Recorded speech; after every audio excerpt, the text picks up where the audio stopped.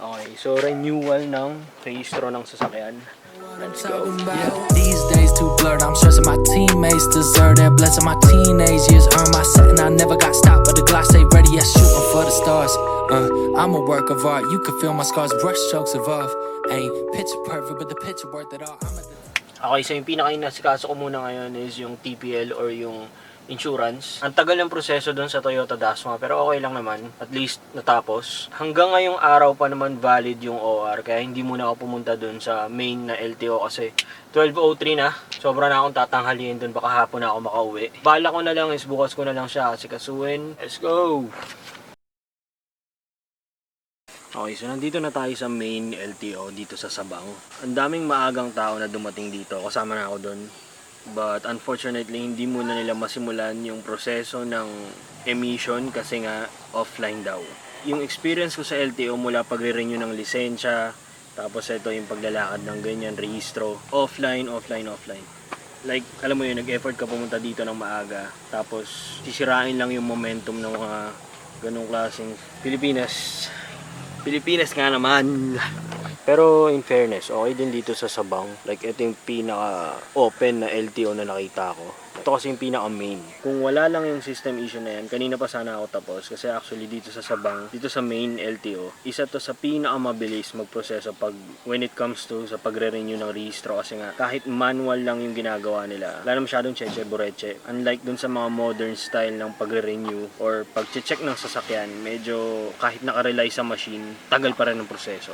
Yun yung reason kaya pinupuntahan ko dito. Yun nga lang ang downside, yung mga ganyan, yung mga offline issues. Sana naman mag-resume na yung system nila maya-maya kasi pagdating dun sa payment, medyo mahaba yung pila. Tsaka naghahabol din yung mga tao ngayon pagdating dito sa proseso na to kasi nga in the next 2 days, holiday na, Holy Week.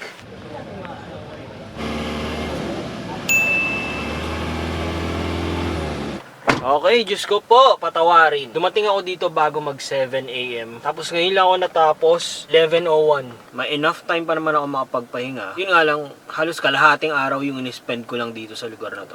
Okay naman yung waiting process dito sa lugar na to kahit ito yung main LTO. Hindi kagaya dun sa ibang LTO na napuntahan ko na nakaka-stress talaga. Dito parang kahit papano mababait, approachable yung mga tao. Tsaka kahit manual yung mga proseso na ginawa para i-check yung sasakyan. Ewan ko, parang hindi nakaka-stress. Parang feeling ko pag magre-renew ako dito pa rin ako babalik.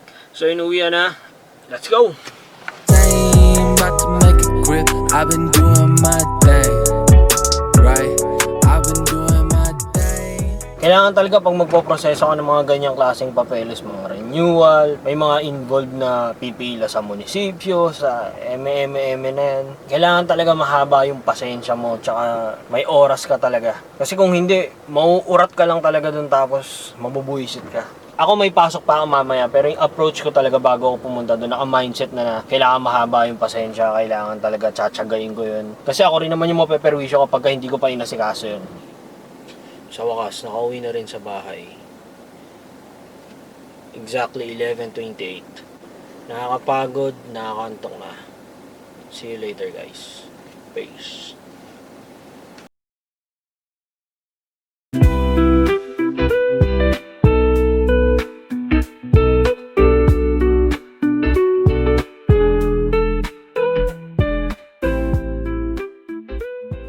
Boom! Okay, kakatapos lang natin mag-shoot ng Easter Sunday event dito sa may subdivision na tinitirhan ng tita ko. Nag-start yung event mga 9 AM pero nag-start na ako mag-shoot kasi sinama ko yung setup, time-lapse. From 7:30 hanggang ngayon na matapos yung event, parang napakabilis lang. Feeling ko konti pa nga yung nakuha ko. Ang naging hassle lang talaga dito is yung kaninang mga around 9 AM, parang okay pa, hindi pa ganun kainit. Pero nung humataw na yung alas 10, sobrang parang parang sinusunog kami dito. Tapos sa yung event, mabilisan na shoot lang ng video. Doon ko na lang din kukunin yung ibang photos nila. That's it.